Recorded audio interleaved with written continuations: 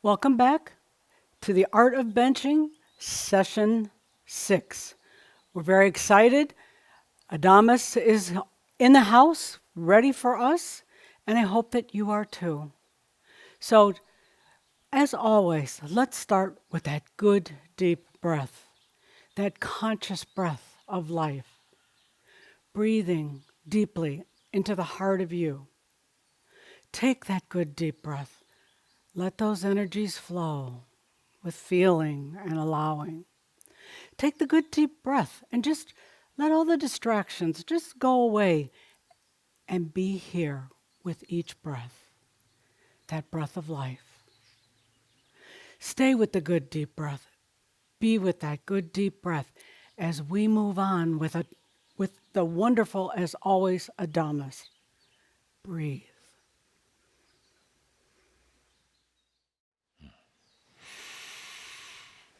I am that I am. Proudly, Adamus of Sovereign Domain.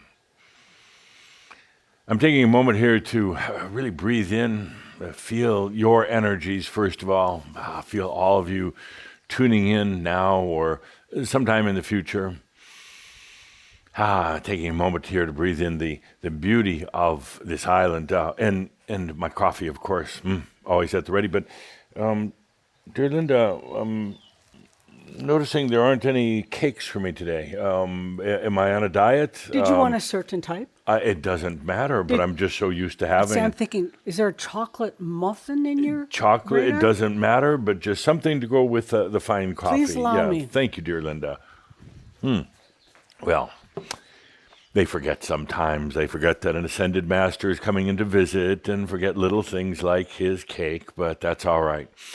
Because heaven or hell, no matter where I go, all is well. So we have a lot to cover today, but let's all breathe in the energies of what we have to do today. Remember, there's things happening on many, many different levels. Many different levels. You are by level, or I guess you would say. I don't often bring in guests. I don't often introduce the ones that are kind of accompanying me there in the peanut gallery and the other realms. But today is kind of special. Today we have all of those who have ever called themselves Shambra, who have crossed over to the other side of the river, so to speak. We have all of them accompanying us, sitting here in the galleries. They're fascinated by what's going on in the world, and some of them are feeling a bit regretful that they're not here. Sartre in particular is kind of leading that pack, saying, I just suddenly wake up and I'm dead, which is kind of an interesting use of words, but they're all here. I've invited them all in on this day to enjoy your energies, to support you in what you're doing and staying on the planet. And you can also see they're holding up little signs, little placards that they made. Stay is a popular one. This side is nice, but there's more to do on Earth right now. Dead is dread, a few signs in the audience like that. So they're encouraging you to stay here at this monumental time on the planet. And they're also, they would, according to Sartre, they would like to give you a grand round of applause right now. So feel into that, take it in, the applause, while I take a moment here during the applause to have a little bit of the cake brought by dear Linda. Human food.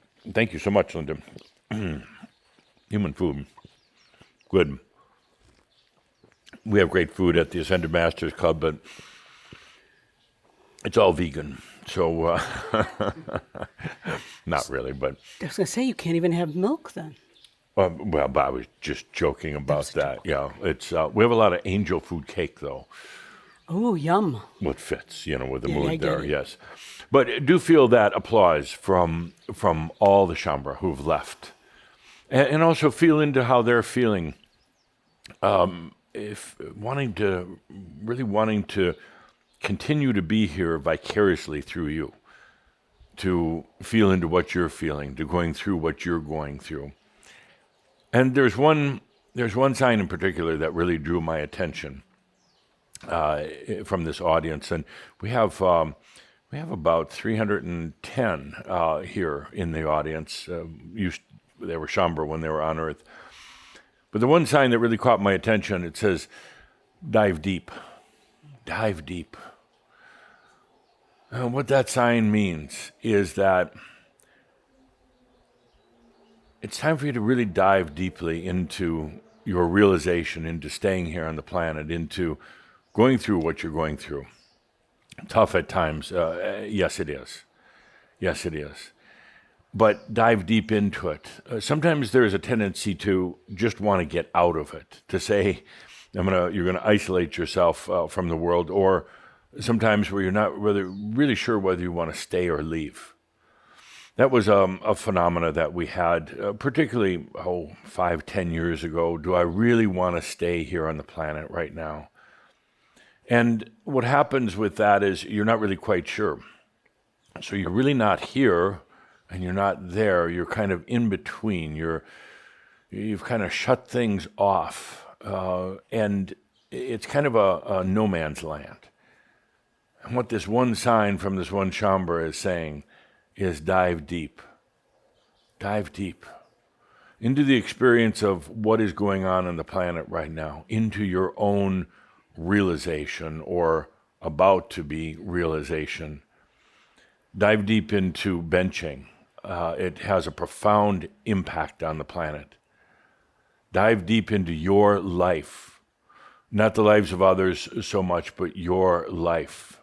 It is an amazing thing. And as I've said for a long, long time, you only go through this experience of coming into realization one time. That's it. You only experience it once. So do it with all the gusto. Do it with depth and do it with clarity. Dive deep into yourself, all that you're going through right now. This isn't the time to want to sit on the fence. There can't be any fence sitting. I'd be happy to throw you off that fence in case you do. Dive deep into every experience that you're having right now. And Cauldre is double checking me here, but yes, dive deep into the headlines that are affecting the planet.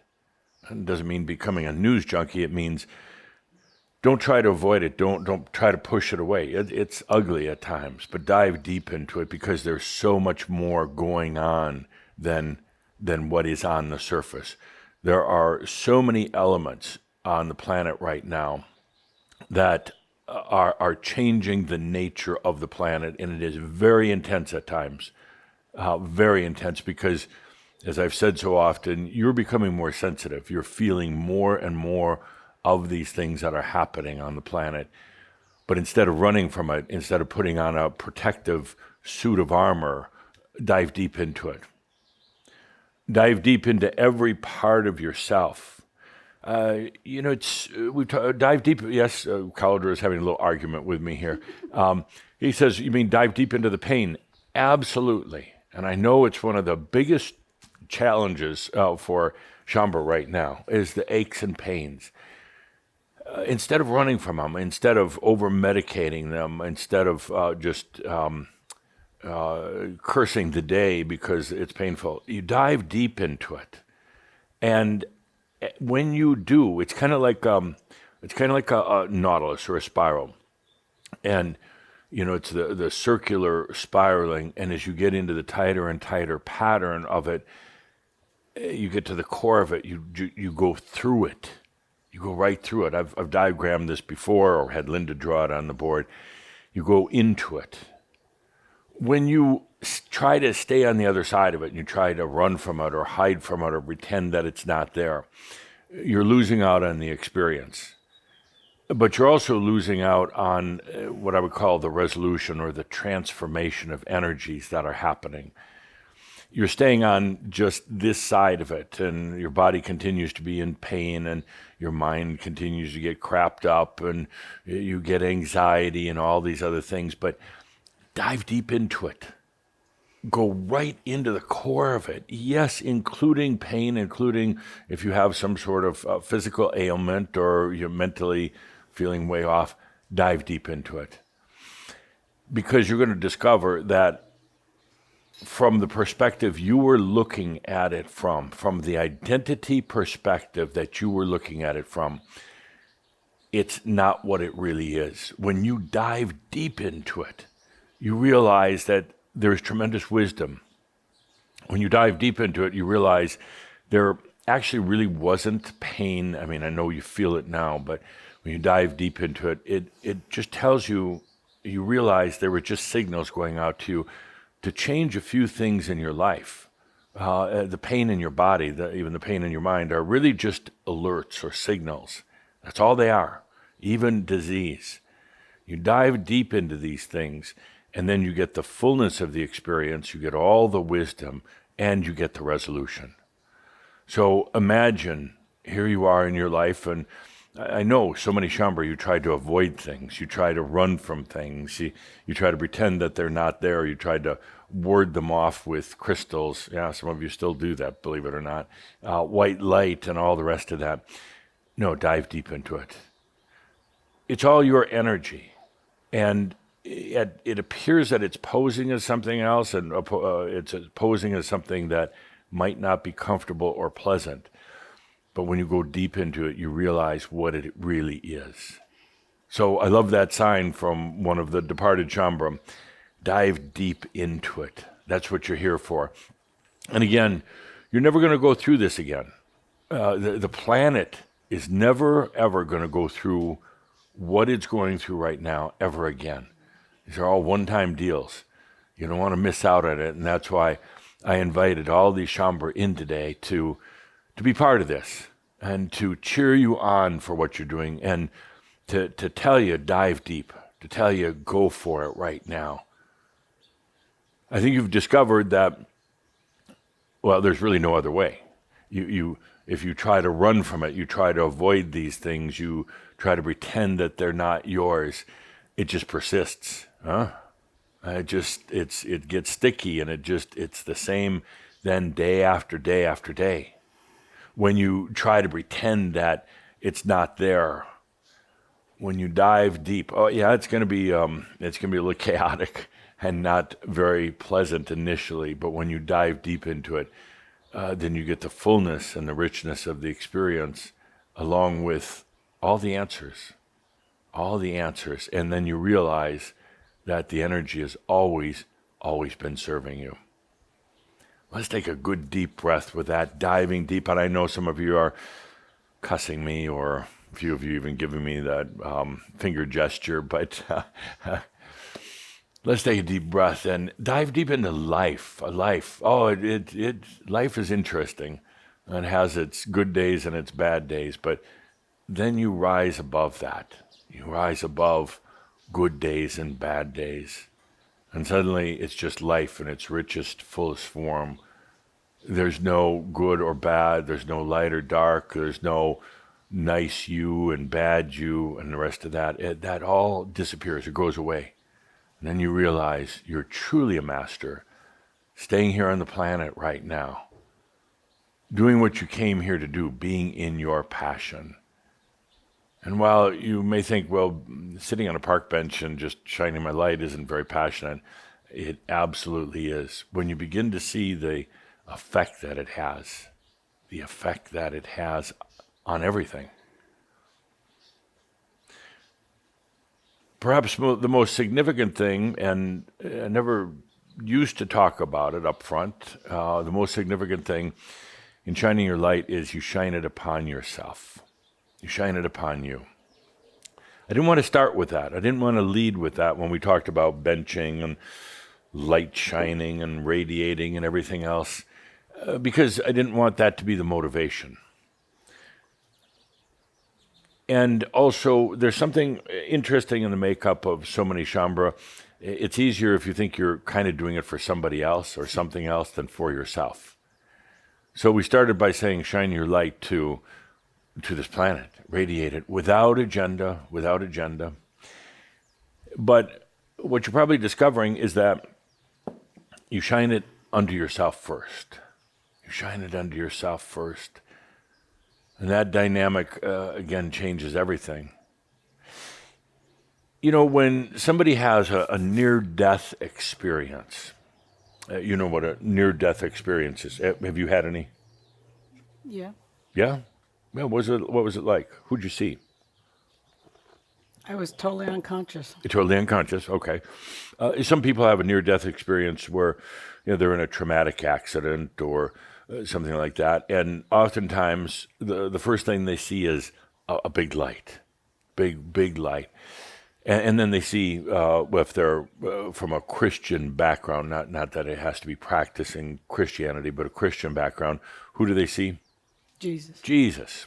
Jesus, because Jesus is an icon, a symbol.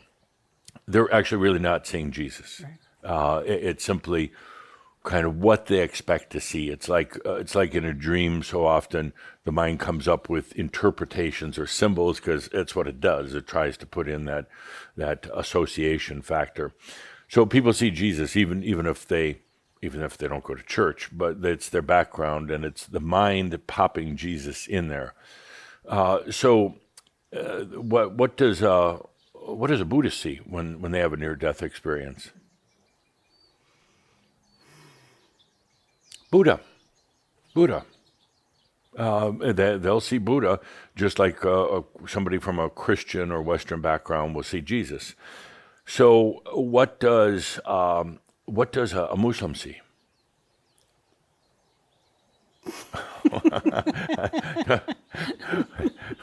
Everybody's waiting until all of my friends that I brought today are just waiting in anticipation. What is Linda going to say? Muhammad. No, because you're not supposed to have an image of Muhammad. Well, of course I would screw that up. But some of them do. Some of them see Muhammad. The others are like, I can't see. I'm supposed to have a vision. Oh, shut up. A few of you complaining about that. You got to be able to joke in life, I think Kuthumi said it at our recent gathering. Two things to remember always. You forget everything else.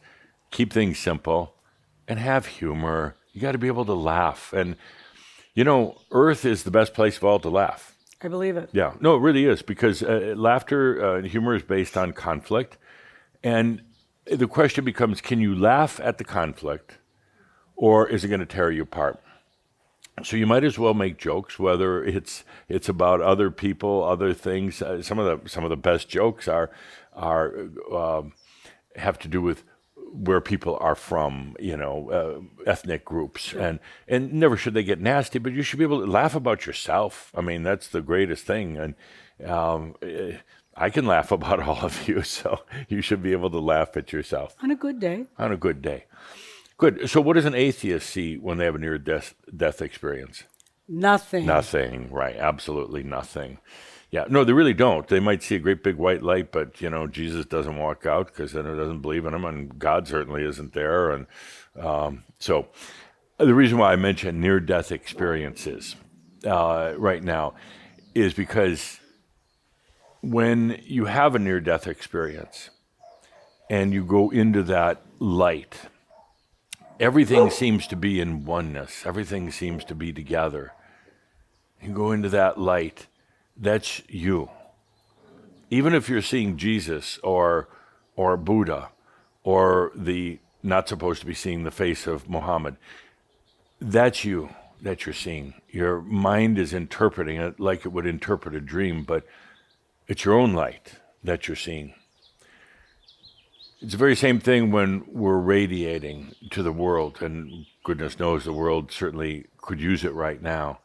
But you're radiating your light, and the very first thing that comes to it is you. You're shining it upon yourself. You're saying you're finally ready to get over duality, and you finally have the wisdom that you didn't have before. You finally have knowingness, and you're basically reflecting that to yourself. You're shining that to yourself. You're saying that you've come a long way. You're no longer a seeker. You're no longer wandering endlessly looking for answers because they're all right here. You're shining your light unto yourself. And in doing so, it changes the energy dynamics of everything. You're shining your light unto you and then receiving that light back from yourself. And then you stop worrying about the little things. You stop worrying about, let's say, abundance. Oh, that was such a big thing with Shambhala, and still is a thing, but not nearly as big. The abundance issue. It's all right there, and you start to realize it's in your light. And you don't do the benching. You don't shine the light to try to get abundance because that's an agenda. That's an agenda. But it's a natural byproduct of it. You see, if you sit on the bench trying to get abundance, it's not going to work. As a matter of fact, it will push it further away because you're trying rather than just allowing and accepting. When you are openly shining your light, it's your wisdom, it's your consciousness, it is your beingness, it's your identity. When you're openly shining that, it's felt by every cell in your body as well. Now, you can't sit and do your park benching saying, oh, I hope this pain goes away and I'm going to shine light all over it. Well, you shine light onto pain and it's going to become more painful. You see, it's very, very literal. But you're shining light, your light, and it casts itself upon you first. And the natural byproduct of that is it then brings in your light body. It then moves the energy out of the pain and disease pattern that it might have been into, and now brings in the light body, which then communes with your physical body, and the pain just goes away. But again, you can't, your agenda, you should not have an agenda of benching just to resolve your pain. Or, now I've seen it, I've seen it. I'm going to document some of these things, create a bloopers reel, Shambhala bloopers reel. I've seen people recently, and you know who you are. I won't point to you. You know who you are. You're benching so you have a partner. You're benching so you have a new relationship in your life. And no, I'm serious, Linda. I am really serious. And no, it wasn't you. But there's still kind of a misunderstanding about benching. It's like you're trying to do something proactively. It's not what benching is about. And I've seen people bench for hoping they'll get a certain job that they're applying for. You don't do it like that. You are simply radiating your light. Thank you, Belle. Belle had to weigh in on all this. She's agreeing, by the way. Absolutely. Yeah. So you simply radiate your light, and that's it. And the first thing that it goes to is yourself. Parts of yourself you don't even know yet. You're radiating it, saying all is well. What was the line? Walking through heaven or hell, all is well. And that's what you're saying. And then miraculously, but not really, your energies change to serve you. It's really quite simple. When you bench, it's all without agenda. It's all without trying to force an outcome. It's not about annihilating the dark or evil or healing yourself. It's none of the above. This is where the true wisdom comes in, and you have the wisdom now. The true wisdom comes in when you just radiate your light. It's that simple. You're not trying to get a partner. You're not trying to get over a disease or an illness. And it's difficult at first because you're sitting there and suddenly you say, okay, I'm shining my light upon this problem in my life, or upon trying to change the outcome of a global situation. You don't. It's so simple, but yet again, the human identity jumps in and wants to begin playing with it, messing it up. It's not a power tool. Shining your light is not a power tool. Just feel into it for a moment. It is just shining your light, your essence, your consciousness, your wisdom. That's it. No agenda whatsoever. And when you do, it goes to you first, and then it goes out to the world. The results are profound, but you don't do it for the results, and that's the paradox in the situation, because so many will try to do it for results. Even benching, shining to the world right now, trying to get results. And we'll talk about it in a moment. But with the global situation, we've seen far too many Chambres still sitting down to bench with agenda. With saying the agenda could be as simple as, I hope the war ends right away, or I hope this side wins. I actually seen a few people actually benching for the outcome of a soccer, a football game. No, it's truly, it's taken out of context. It's Seriously? serious. Oh, I'm going to create a whole list of funnies that, put that on the list of the 10,000 things we have to do coming up. But the bloopers reel, the funny Venture things. bloops. Pardon? Venture bloops? Venture, yeah. Bloopers. Well, it's not just benching. It's Chambre in general. We'll come up with an. I'll have Kathumi join me on that one. Bloopers, but funny things Chambre do when they think nobody's watching. Oh, no. But yes, shining light to out to a football game. No, you don't do that. Now, on the other hand, it's perfectly fine as a human, to say you're going to root for a certain team, and to get into the duality momentarily, and the yelling and the screaming and throwing your television across the room or things like that. So are you saying that Calder's never shined his light on the Packers? I'm not speaking for Calder right now. He's speaking for me. Thank you for asking. Oh, you really want to go there? You really want me to expose him in front of tens of thousands I of love him too much Chambre for that, around the world? sorry. Because then he's going to want to expose some of your... Oh, please, no, let's we won't stop. do Let's that. stop. So where was I? Shining your light. Literally, in creating this Chambre bloopers, I've seen Chambre radiate their light onto the golf course. So when they get there, they play a better game. That's not what it's about. It's kind of funny, isn't it? Yeah, it's very entertaining. Well, we could either laugh about it or we could cry about it. Let's laugh. Let's laugh about it. Okay. With that, Gene is going to strangle me. But so we're going to ask you to submit your bloopers to Chambre bloopers at crimsoncircle.com. Wait a day or two because that email address has not been created yet. But Chambre bloopers at crimsoncircle.com.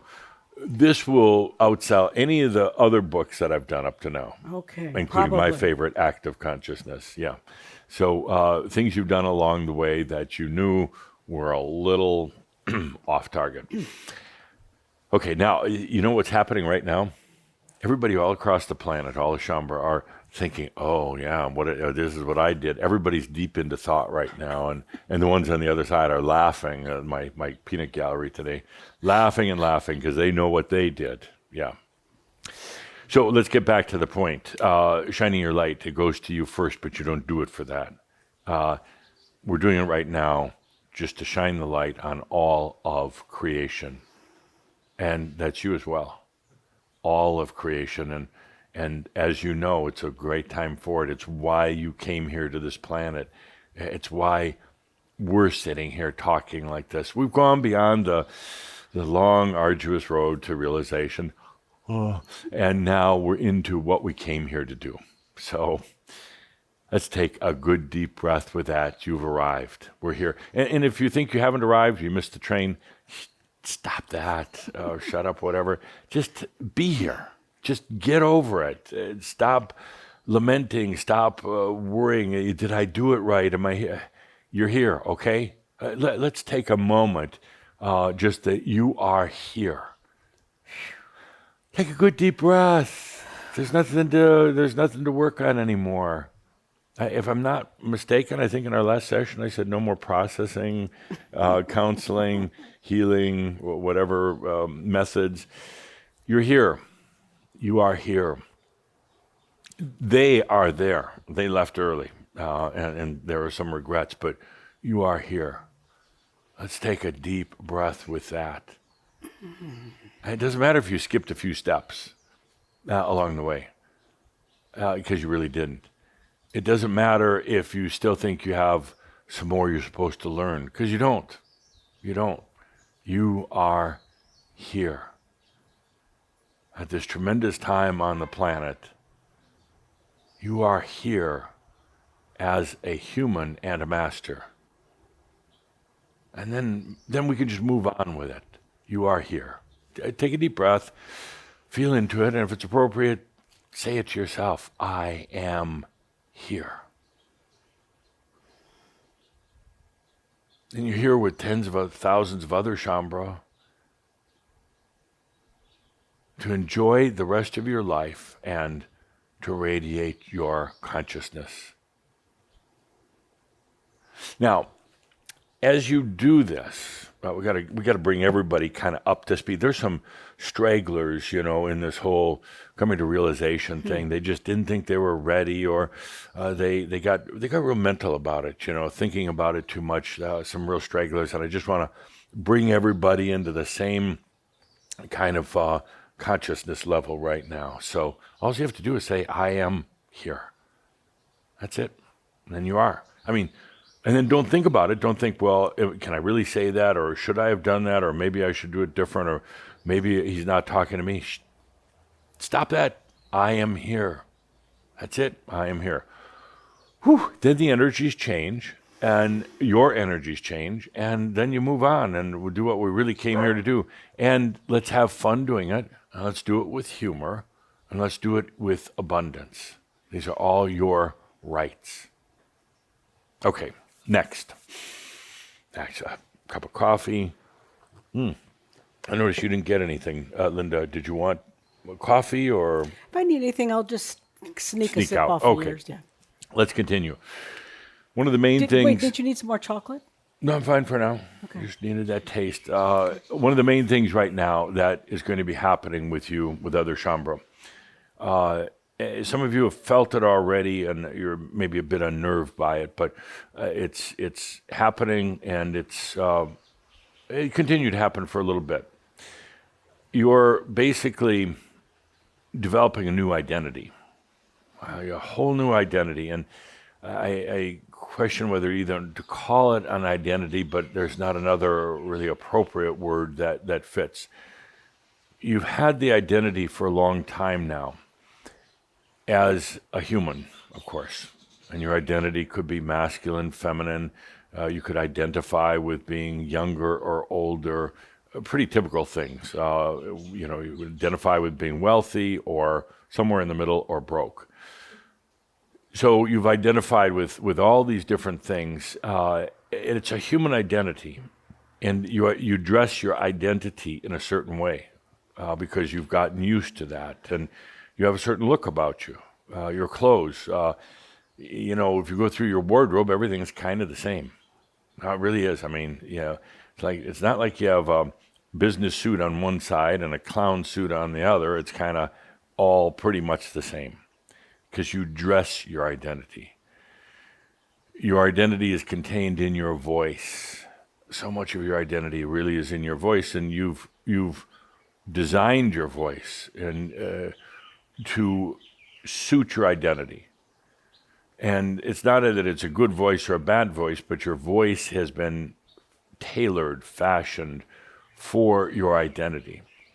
It's actually an important part. Most people never consider their voice and how it's part of their identity. And of course, you could say from a more scientific standpoint, every voice pattern is unique. It's like snowflakes. Although one time I did find 2 snowflakes that were exactly the same, so blows that theory out.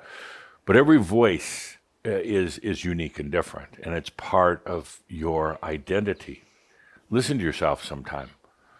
Not whether you're talking loud or soft, but there are patterns in your voice, and it's all woven into your identity. Your identity has to do with the foods you eat. You fashion your foods for your identity. You associate with people based on your identity. You do certain things, watch certain programs, read certain books, all fashioning your identity. Sometimes not even because you necessarily like those things, but you think you have to do it to support that identity. You sleep in a certain way, and it supports your identity. The sleep patterns, the way you sleep, how deeply you sleep, and what you dream are all identity reinforcing things that you do. The way you look, the way you groom yourself is supporting that identity. So, what I'm saying here is you've done a lot, all humans do a lot, to build their identity. And then they become very comfortable with it, maybe not liking certain parts, but this is their identity. And then they stay in that. They stay in that. It's very linear, very kind of one level. It's not a lot of depth to the human identity. And that identity is so fashioned also based on your family biology and your ancestral background, that that identity will carry over into another lifetime. You may look a little different, and you may even live in a different place, but probably not.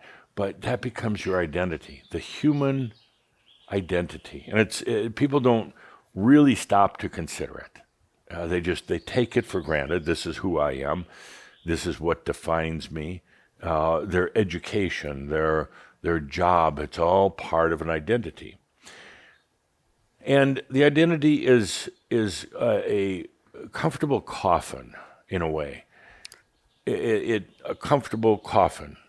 Well, because it's comfortable. You know, coffins are pretty comfortable.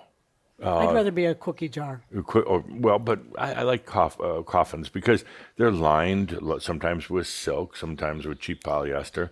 They're kind of comfortable and they kind of hold your body in there, but yet it's a coffin because sooner or later it'll put you underground.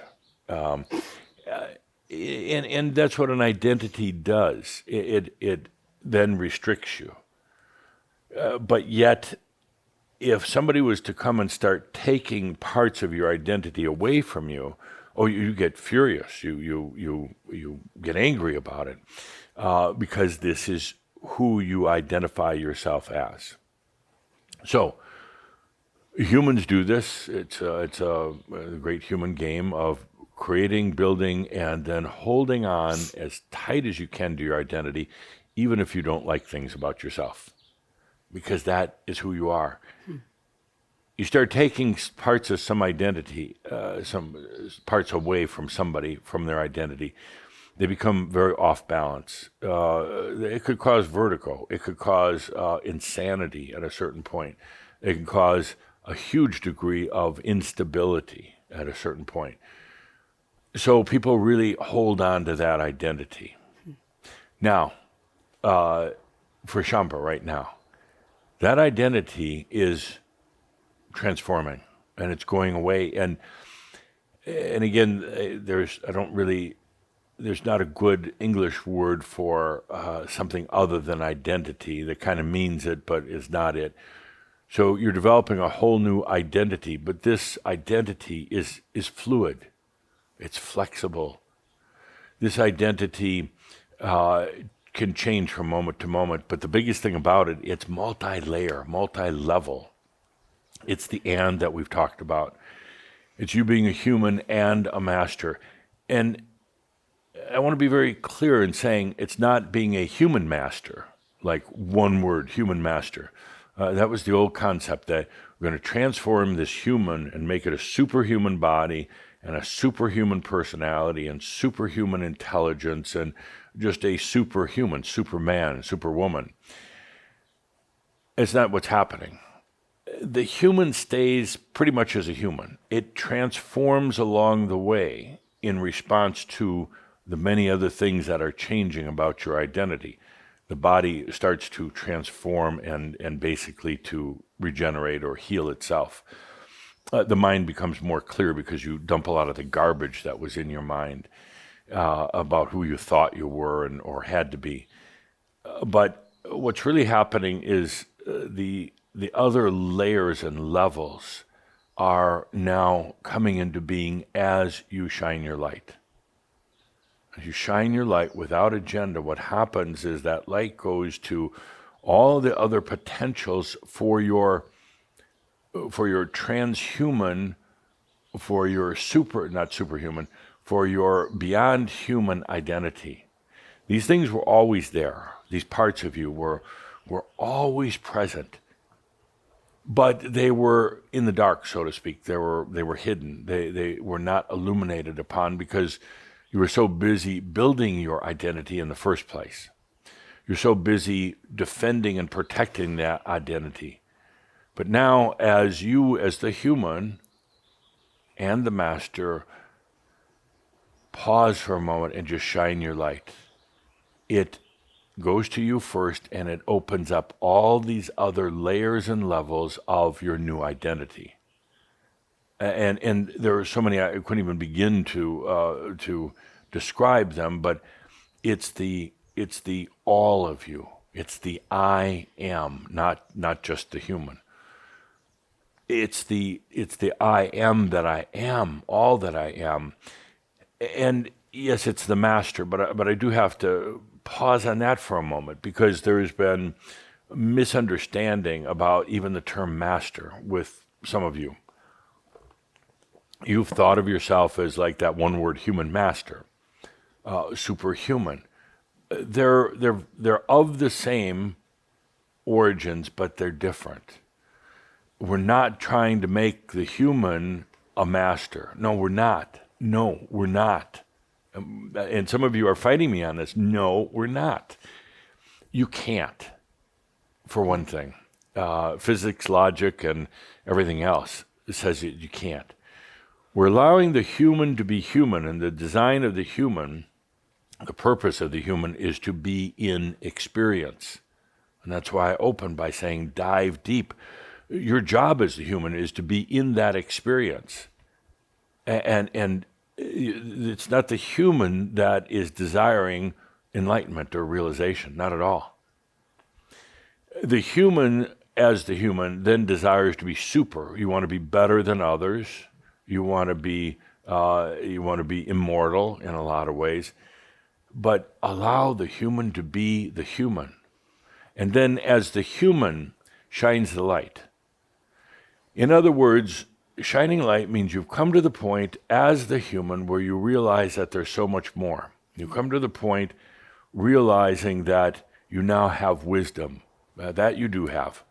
You come to the point of realizing that the journey, the quest for the Holy Grail is over now. You are here. You are in realization. And now as the human just shines its light, it's basically saying, I give up on trying to maintain my old identity. I give up on power building. I give up on trying to be a superhuman being. I simply allow myself. And you shine that light, and it shines it on to the true master, who is not the human, the true master. It is you, but not just your human identity goes so far beyond. It'd be a terrible thing. I believe it'd be a terrible thing if all of this was just of the in the human stew, of the human making. In other words, everything was focused on the human. We were trying to make the human masterly, trying to get the human to realization, trying to get the human to its light body. It's not. You see, the human, as it is now, would try to take over all these things, dominate it, control it, and eventually take it into duality and probably destroy half or more of it. So we're not doing this. We're not doing this to aggrandize the human. We're doing it so the human opens up to all that they are. To all that they are. And there's so much more. We're not trying to get the human more power or to live forever or any of these other things, but with the human benching, shining its light, saying, I am that I am, it's shining the light to all these other parts of who you actually are. And allowing the human to maintain its integrity as a human, but realizing there's so much more to you. You've identified yourself as a human. And so much of what you've been doing is to make that a better, happier, wealthier, healthier human. It's not about that. Let that go. What's happening right now is there's an individual basis, but also with Shambhala all over the world, a realization that the identity is shifting right now. the identity as yourself, as just this human struggling through life and blah, blah, blah, is changing. In that, yes, the human will change its identity. It will greatly change its identity and open up to all the other parts, to your true grandness. And this is nothing, we're not diminishing the human at all. We are freeing the human in doing this. As your identity begins to change, all a natural process, you don't have to work at it, you don't have to go and start destroying parts of your old identity. As this happens, it's unsettling at times because you've so closely identified with the human. Even your spiritual quest was what you thought the human tried to take it over. You identified yourself as a spiritual being or on the spiritual path, which you never really were. So all this changes your identity, and there is a very unsettled, odd, kind of almost like a feeling of getting vertigo, like everything's like wobbling, and you don't know where your grounding is.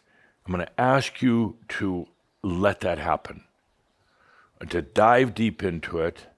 And you're going to say, oh, I'm getting old, I'm losing my mind, I can't remember anything. No, you're changing that identity. Or you're going to say, I can't even drive a car, I'm so unfocused. Okay, call an Uber, at least for the time being. While you go through this whole change in your identification of yourself as a human, you're going to feel parts of yourself, greater parts of yourself, and I'm going to correct Caldra, they're not greater, they're just other parts of yourself. You're going to feel those, you could say, kind of coming in. Nothing is going to harm you. They're not they're not alien beings trying to do probes on you. They're not walk-ins trying to take over your body at this point. These are natural parts of yourself, your divinity, your master being, your energy, your wisdom, all of these things. And I say far too numerous to name at this point, and don't try to name them. You just allow them. There's also going to be a little resistance going on because you're going to say, well, hang on a second here. Who's in charge? I'm the human. I've been working on developing my identity for a long time. Look at the way I dress and act and the sound of my voice and the look in my eyes. These are all part of my identity. And now these other things are coming in and trying to take over. No, they're not trying to take over. They are natural parts of you that are coming in right now. And it's going to feel at first maybe a little foreign, maybe a little different. You know, it's like when you see that white light during a near-death experience, it's like, oh, that's Jesus. No, it was you. So it's going to feel like somebody or something else a little bit, but then if you dive deep into it and allow what's happening, you're going to realize this is you, but not the human fashioned, sculpted, and chiseled identity that you thought you were. Your identity is getting blown apart, is what I'm saying. Your identity is getting opened up. Yes, Belle responds to that with a vigorous yes. It's about time. So I can hear dog language. Belle is saying, it's about time. You know, really, what took you so long to get to this point? So the identity is changing, and it's going to feel physically odd at times. And it could change everything from foods you desire to things you thought you liked, which were just part of the identity building, to everything. And it's all appropriate. Now I'm getting all the questions here. Thank you for asking your many questions, dear Shambra, listening in. How long does it last? Does it matter? I mean, does it really matter? Are you going to mark it on the calendar saying, my identity is going to start changing on, let's call it April 1st, that's a good date, and ending like June 12th? Let's not put a date on it. It's a natural evolution. And you'll adapt to it. You'll feel into it, and pretty soon you're flowing with it. But at first, it feels to a degree you could say a little intrusive, a little unsettling. You just like, where's your balance? You wonder if you're going crazy. You're not. You wonder if you're just making all this up. You're not. You wonder if you're dying, because when the identity rug is pulled out from underneath you, you think, "Oh no, I'm dying, and I'm losing all connection with myself." No, you're not dying. You're becoming free, so you can truly live. So this is coming. Some of you started to experience it recently. I don't want. Don't.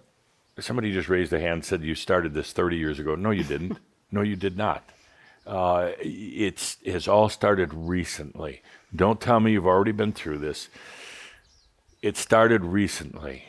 Recent, callers ask me, I don't know. It doesn't, recent. You know what recent is. You don't need a date on it. This is a very new phenomena. Yes, you have changed parts of your personality before, your identity before, but this is different. You're not just changing something, tweaking it, making it better, repairing a little bit. This is a total new identity. It's the I am. It's the I am. Let's take a deep breath with that. It's very significant. It's very appropriate that it's happening right now. And it's all a natural movement. You've seen yourself in this this comfortable coffin as a human, your identity, and now it's time to get out of that and open up to all that you are. The human still plays an amazing role in all of this, as you come to see. One of the things that will most likely happen in this transformation of identity, or the expansion of identity, better put, you're going to find yourself suddenly looking at yourself, at your human self one day, from the master's eyes or the soul's eyes. And soul doesn't really have eyes, but you know what I mean. Their perspective. You're used to looking from your human perspective and trying to imagine, well, the master and the soul and all these other things. But suddenly it reverses.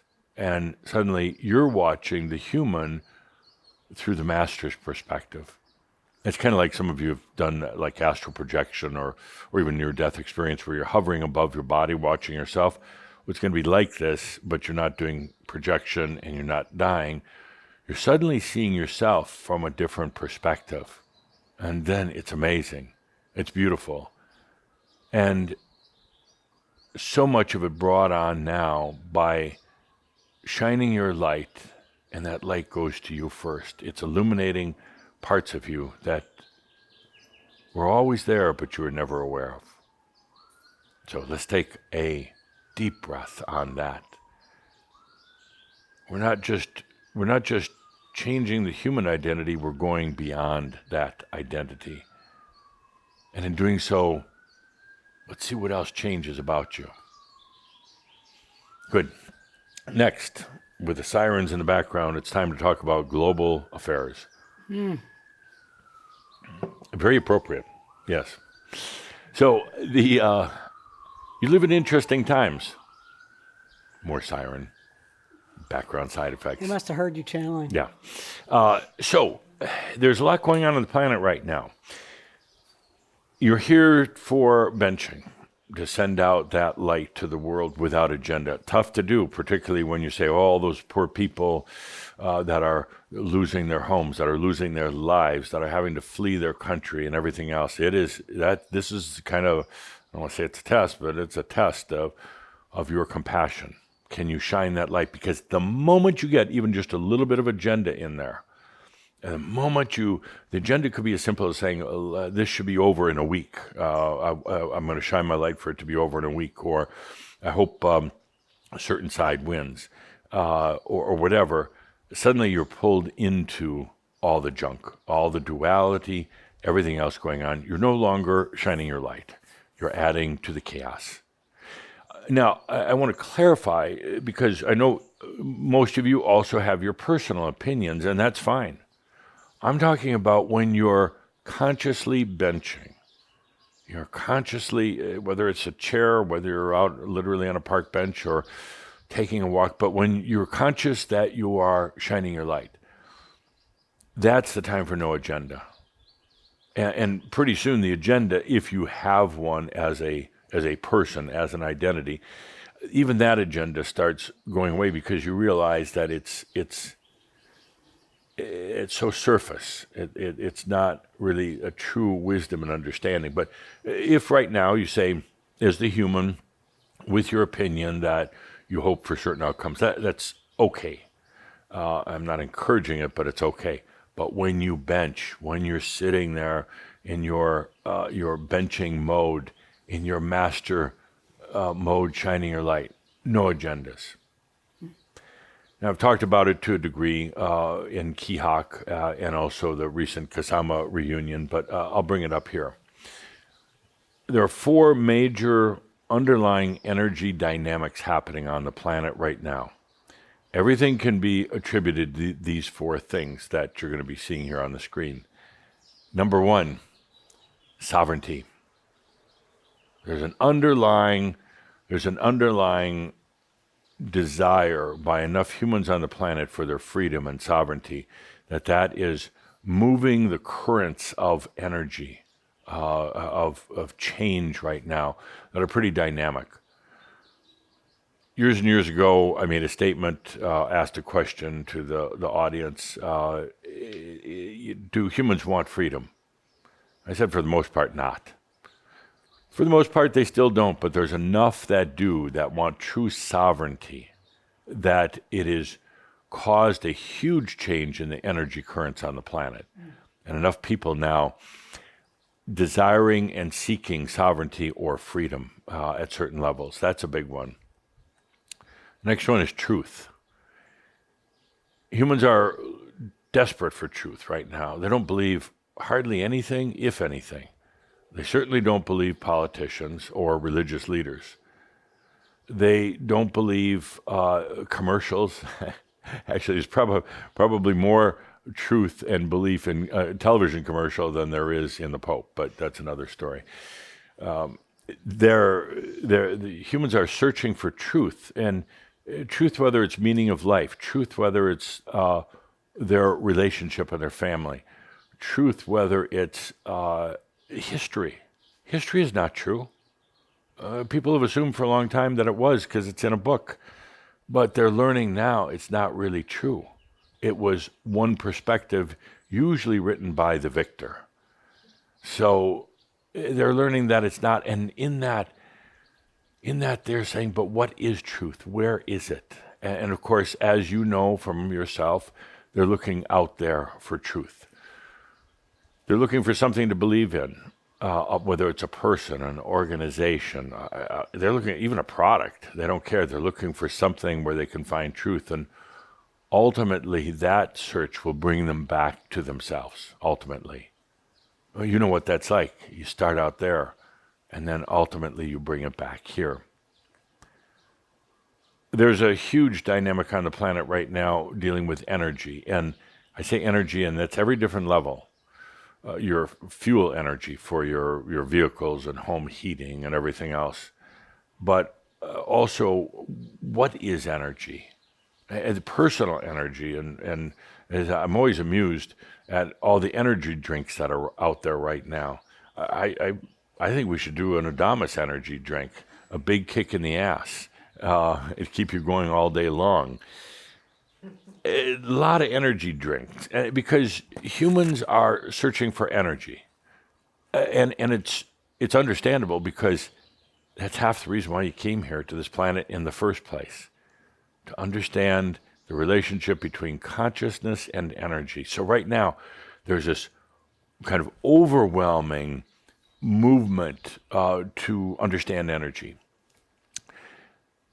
And it's mostly right now focused on the energy of the planet and gas. Gas prices are going up. Good, because that is going to move humans off of the reliance on basically what was fossil fuel energy and force right now something. sometimes I wished I could just show you the overview, but feeling to me, and maybe you'll get it. All these dynamics, as well as the combined with artificial intelligence, is creating a very real and potentially,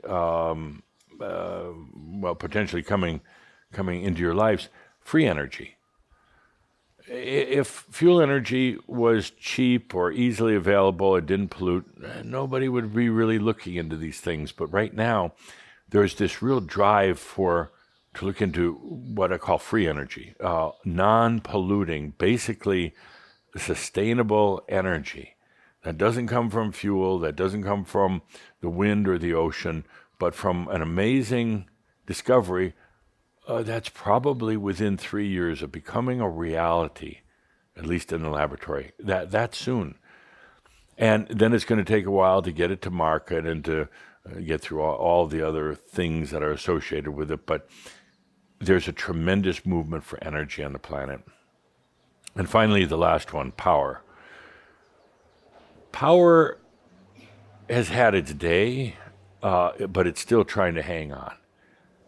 Power is when somebody falsely believes that the energy is outside of them and they have to get whatever they can. First in an energy, but ultimately in controlling other people. Personality power, power over others. Power is on its last legs, so to speak, because humanity is rejecting it at so many different levels.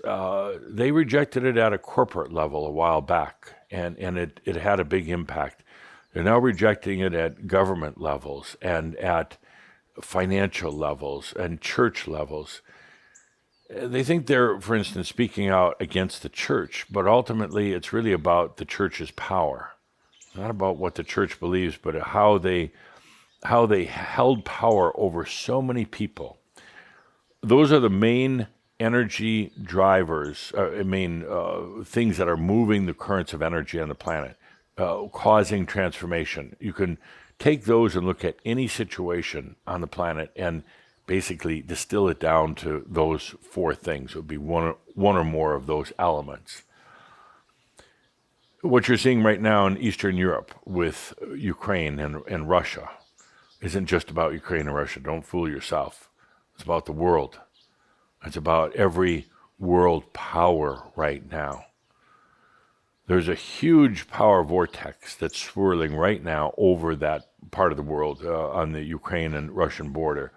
But it's not going to be, it will not be satisfied with just that area. It will grow and grow and grow.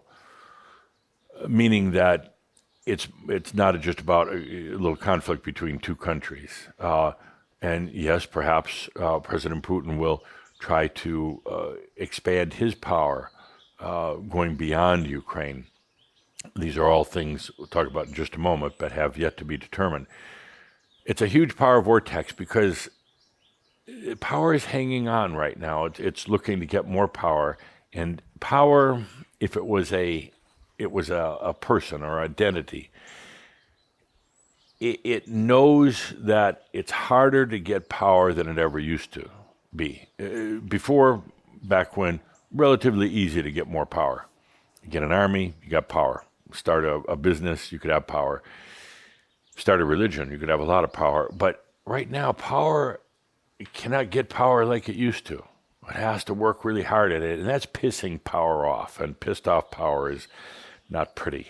So it's angry.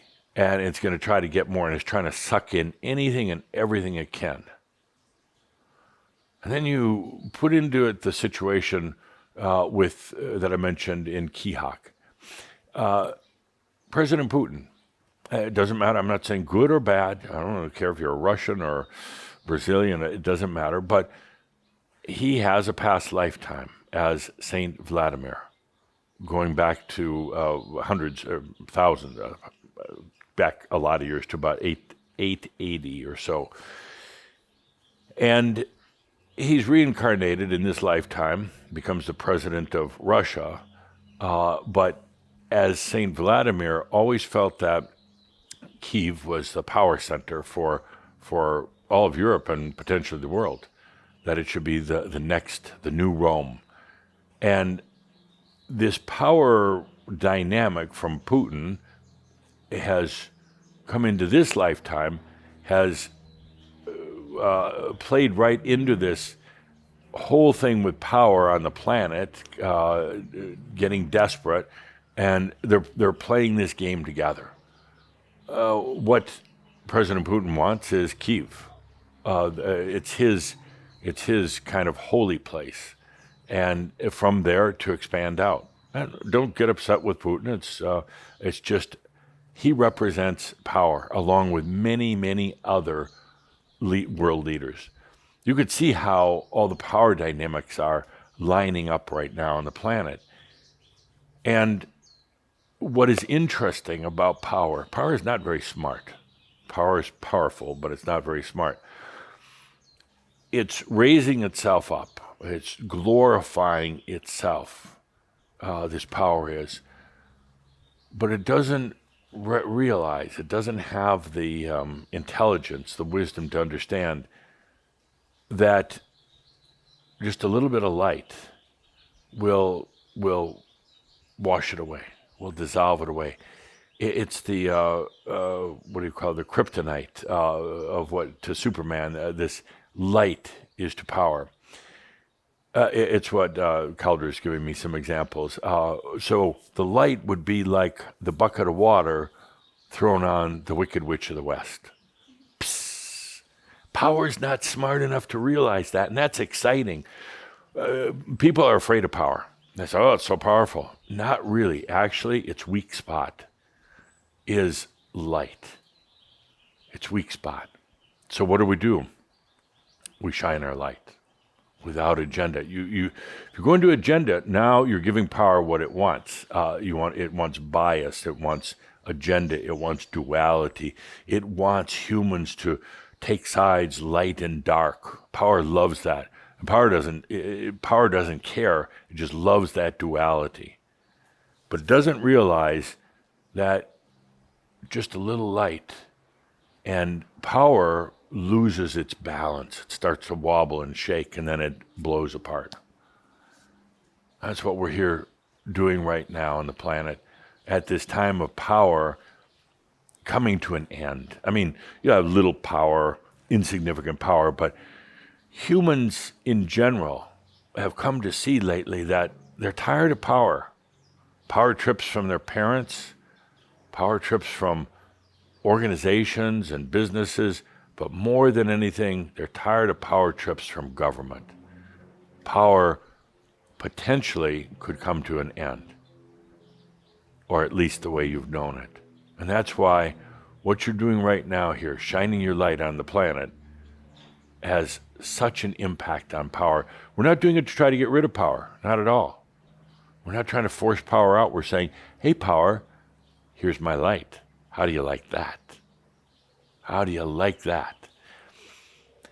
So many things could happen right now in this conflict, which is centered on Ukraine and Russia. The troops could move in, Russian troops could move in very swiftly, take over Ukraine very fast, and it could collapse almost instantly. But funny thing is that with chamber benching, it hasn't really happened, has it?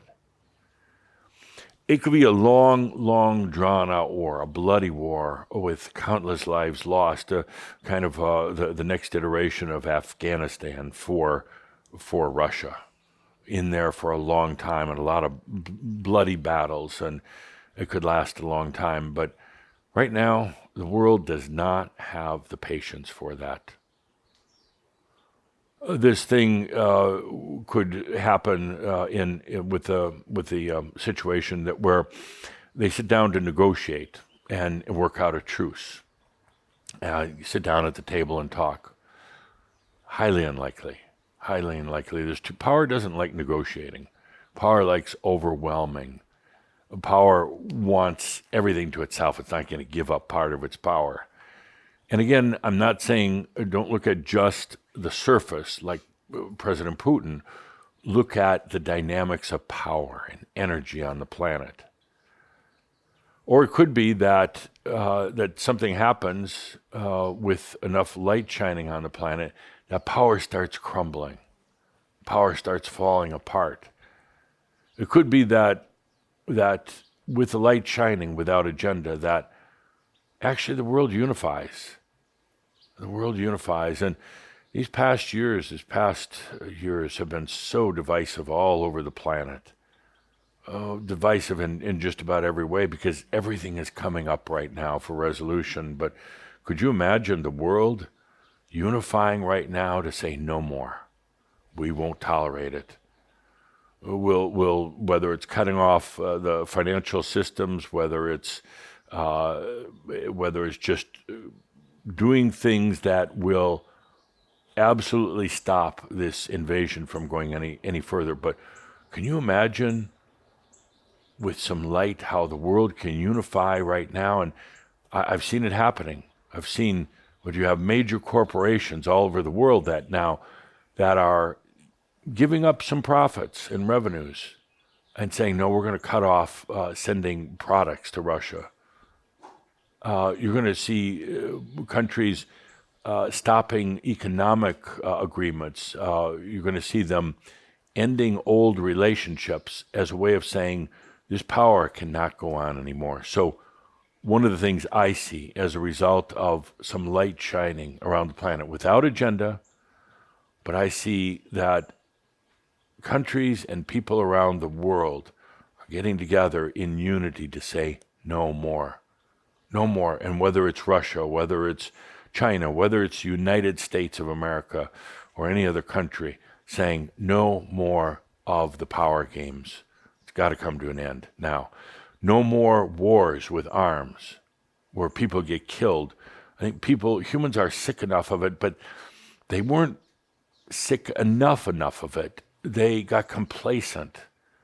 But with some light shining upon the real potentials right now on the planet, perhaps there'll be a very interesting outcome in all this. And again, we've got to do it without agenda. But I'm just saying there's a variety of different scenarios right now. And you can imagine when the light shines upon them, you can imagine which ones may come to the surface and become reality. So I've talked at length today. I'm wearing out poor Calder's identity voice, and it's time for a little marab. So let's put on some music and take a deep breath as we enter into the marab. Marab is a shift of consciousness. It's time where we don't have to think, and I don't have to do so much talking, and we'll just allow consciousness to shift.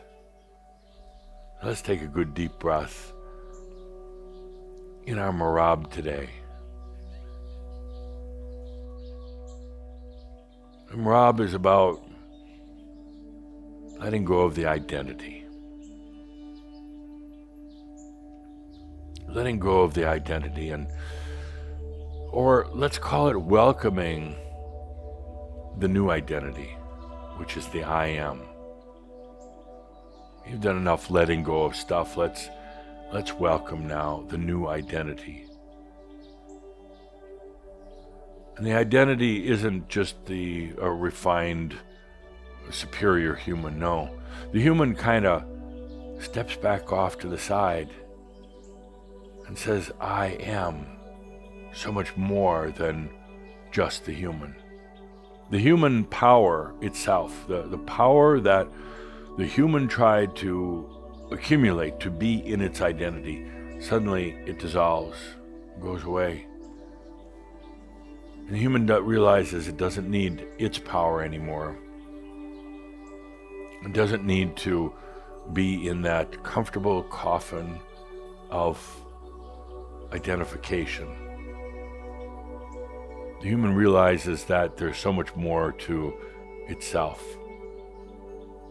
Let's take a deep breath and just allow that.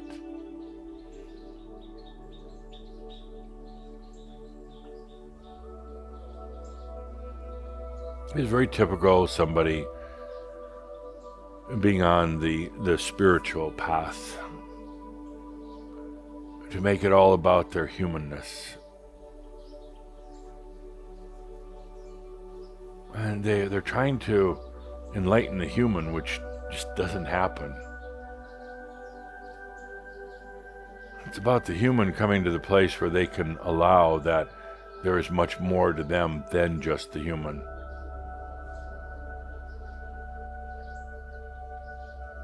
Human is simply a facet of all that you are.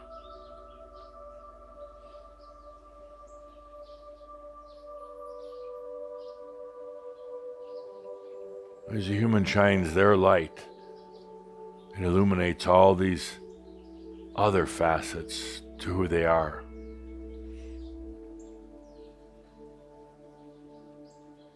Let's take a deep breath and allow that shift of identity in yourself, opening to all that you truly are. Again, not trying to aggrandize the human, but to open up to all of you. Your energy, your soul, your wisdom, your potentials, your multi-dimensional self. I barely even mentioned that before. There's multi-dimensional parts of you that are experiencing in other realms as well.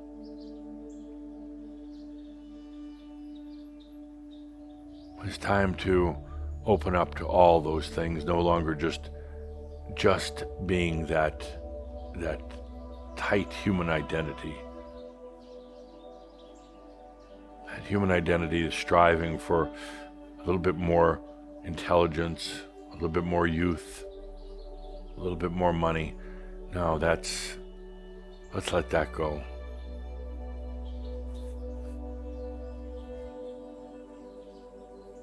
We're not trying to pump up the human. We're letting the human open to all the other parts of itself.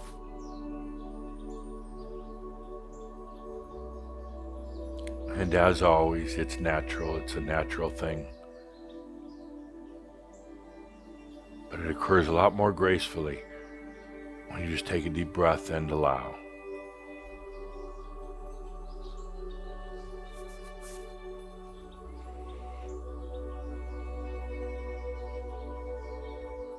The identity is changing as it rightfully should.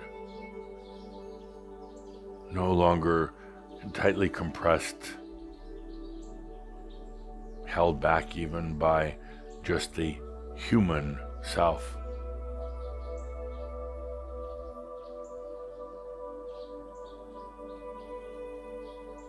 The human now joining with the divine, with the master.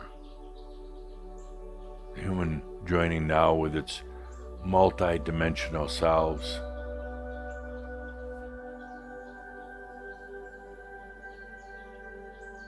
The human realizing that it is a facet of something far, far more expansive.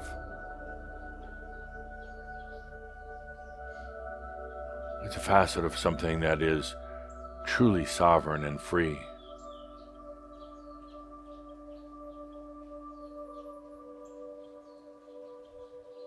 It's not necessarily about the human having freedom, but it's about the human recognizing the freedom and the sovereignty that exists in the I am, in the whole of itself, or the wholeness of itself.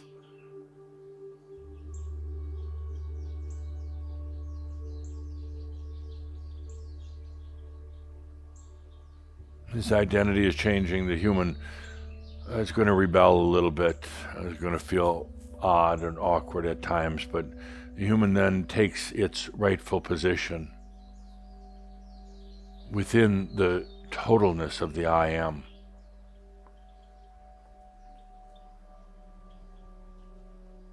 The human realizes that it doesn't need power anymore. And it actually really never did. It doesn't need to try to protect its identity, because it's something, it's part of something far, far more expansive. The human isn't trying to be divine. The human is acknowledging the divinity of the soul.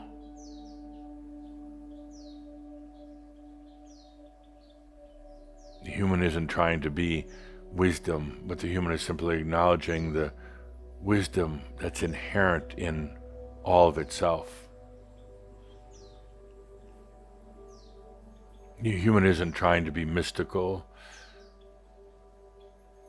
but it's realizing the very mystical parts of itself, its soul, its I am.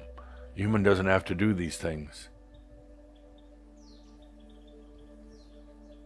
The human can take a deep breath and truly allow the identity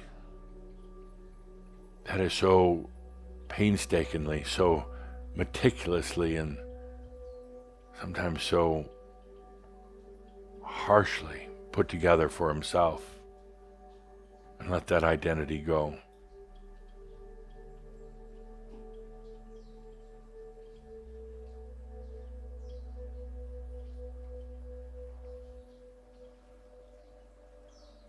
When I was a young man, maybe 12, 13 years old,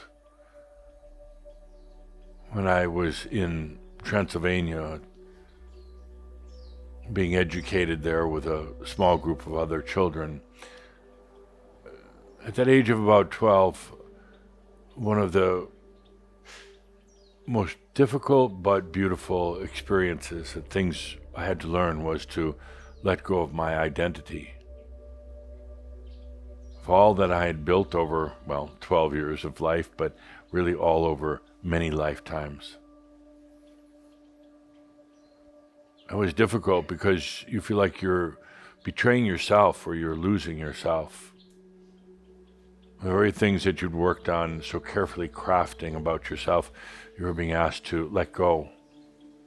Not to deny, but simply to let go. But once I'd done that, and I realized that the human identity, as the human would try to shape it, is not truth. It is not truth, and it is not sovereignty. The human identity is, at best, an act of consciousness, and at worst, an abomination. An abomination of truth and of the wholeness of the being of oneself.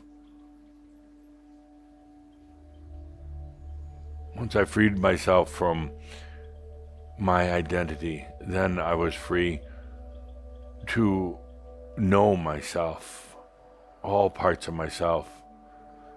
I was free then to have acts of consciousness without creating a very overly defined identity. I was able to really shift and change my identity anytime. I was truly free of the bondage of an identity.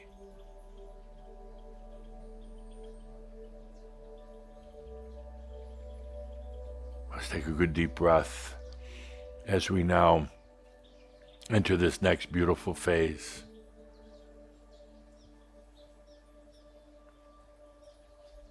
The transformation, the expansion of the identity, the coming of the awareness that all that you really are. And in doing so, continue to shine your light without agenda on the planet. Continue to shine your light. Whether you do it once a day, whether you just do it once in a while, whatever pleases you, but shine your light. Be conscious and aware of it without agenda, for the world needs it right now, and they want it. Shine your light, and then later on, look to see how it's affected the planet, how it affects this conflict of power that's taking place right now. Look how just a little bit of light, it has a way of transforming power. With that, my dear friends, special thanks to all of the Shambra on the other side who gathered together for this day. They say they miss the shouts, they miss this time together, but they still tune in. They tune in on the other realms. And more than anything, they miss you. Let's take a deep breath together as we bring this shout to an end. I am all that I am. I am Adamus. And don't forget, no matter what's happening, no matter what's going on, all is well in all of creation. Thank you. And so it is. So with that, please stay with that good, deep, conscious breath. So much to feel into, so much here. Feeling into that ability and transformation of self, the identity. Feel into all those potentials. Take the good, deep breath and stay with the sense of value for benching, for shining your light. Feel it. Just knowing that Adamus has made it so clear that we can make a difference. Simply shining our light. Be with that good deep breath. Take care of you. Take care of you. Thank you for being a part of the Benching Series Session 6. Thank you always. Take care of you as we say goodbye. Thank you.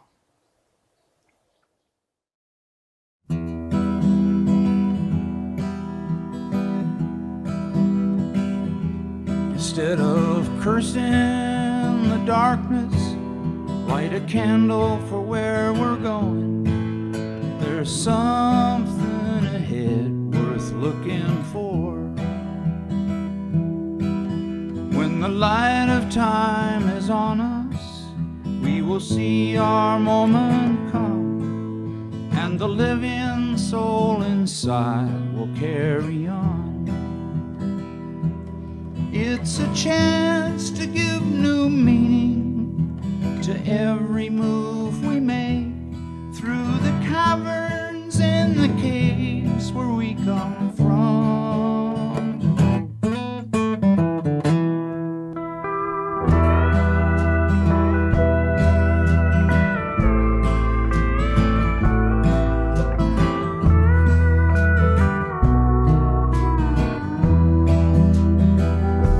Instead of cursing the darkness, light a candle for where we're going.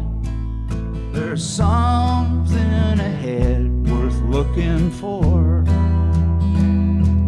When the light of time is on us, we will see our moment come, and the living soul inside will carry on. Light a candle in the darkness so others might see ahead. Light a candle in the darkness when you go.